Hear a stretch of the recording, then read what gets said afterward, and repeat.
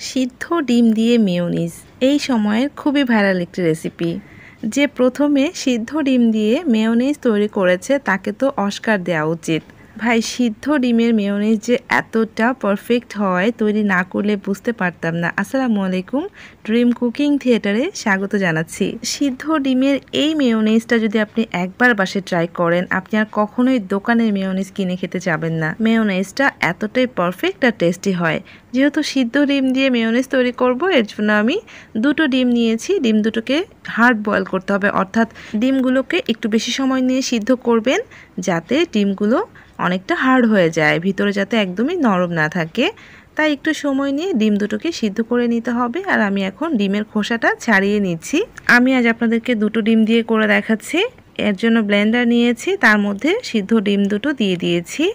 এখন ব্লেন্ডারের জারের মধ্যে আমি 3টা রসুনের কোয়া দিচ্ছি। আর রসুনের কোয়াগুলো মিডিয়াম সাইজের ছিল, খুব বড় সাইজ হলে একটা দিতে পারেন কিংবা দুটো দিতে পারেন। দিয়ে দিচ্ছি আধা চা চামচ কালো গোলমরিচের গুঁড়া, দিচ্ছি লবণ। এখানে আমি 1 চামচের কম লবণ ইউজ করেছি, অর্থাৎ 3/4 চা চামচ, 1 চামচ থেকে একটু কম ইউজ করলেই হয়ে যাবে। দিচ্ছি 1 টেবিল চামচ চিনি, দিয়ে দিয়েছি 2 টেবিল চামচ গুঁড়ো দুধ। এই গুঁড়ো দুধটাই এই মেয়োনিজের টেস্টটা অনেক বেশি বাড়িয়ে দেয়। আর দিচ্ছি 1 টেবিল চামচ ভিনেগার, আপনারা এখানে 1 টেবিল চামচ লেবুর রসও ইউজ করতে পারেন। আর দিচ্ছি 1/4 কাপ সয়াবিন তেল, আপনারা এখানে অলিভ অয়েল কিংবা সানফ্লাওয়ার অয়েলটাও ইউজ করতে পারেন। সব কিছু দেওয়া শেষ, এখন খুব ভালো করে ব্লেন্ড করে নিচ্ছি। 1 থেকে 2 মিনিট ব্লেন্ড করে নিয়ে এসেছি। দেখেন এটা কিন্তু অনেকটা ঘন রয়েছে।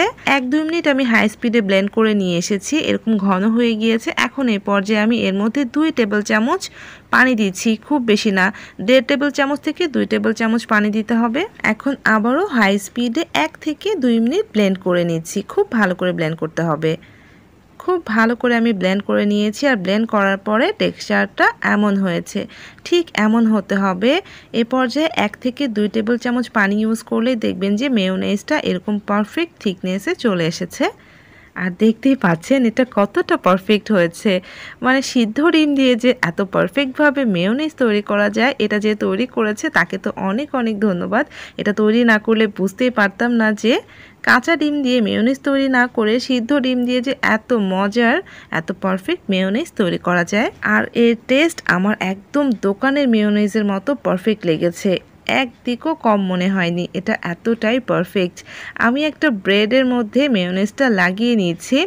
আপনারা যে কোনো ধরনের ভাজা পোড়া স্যান্ডউইচ সব কিছুতেই এই মেয়োনিজটা ইউজ করতে পারেন। আমি ব্রেডের মধ্যে লাগিয়ে নিচ্ছি, এভাবে না খেতে খুবই মজা। যারা আমার মতো এরকম ব্রেডের মধ্যে মেয়োনিজ লাগিয়ে খেতে পছন্দ করেন তারা তো জানেনই কতটা মজা। আর যারা এখনও খেয়ে দেখেনি তারা অবশ্যই বাসায় এভাবে মেয়োনিজ তৈরি করে এই ব্রেড দিয়ে খেয়ে দেখবেন, এটা কিন্তু অনেক মজা। আর এই মেয়োনিজের টেস্টটা এতটাই ভালো যে খেতে অসাধারণ লাগে। যারা এখনও সিদ্ধ ডিম দিয়ে মেয়োনিজ তৈরি করেননি তারা অবশ্যই তৈরি করে ফেলুন। এটা খেতে কতটা মজা তখনই বুঝতে পারবেন। আর আমি যে মেজারমেন্টে তৈরি করেছি আপনারাও এই মেজারমেন্টে তৈরি করবেন। আশা করছি মেয়োনিজের টেস্ট অনেক বেশি পারফেক্ট হবে। আর এই মেয়োনিজটা আপনারা ফ্রিজে রেখে 3 থেকে 7 দিন সংরক্ষণ করে খেতে পারবেন। আশা করছি রেসিপিটা ভালো লাগবে। এই মেয়োনিজটা যে আবিষ্কার করেছে তাকে একটা থ্যাঙ্কস দিতে ভুলবেন না। আর অবশ্যই আমার চ্যানেলটাকে সাবস্ক্রাইব করে প্লিজ আমার পাশে থাকবেন। সবাই ভালো থাকবেন। আল্লাহ হাফিজ।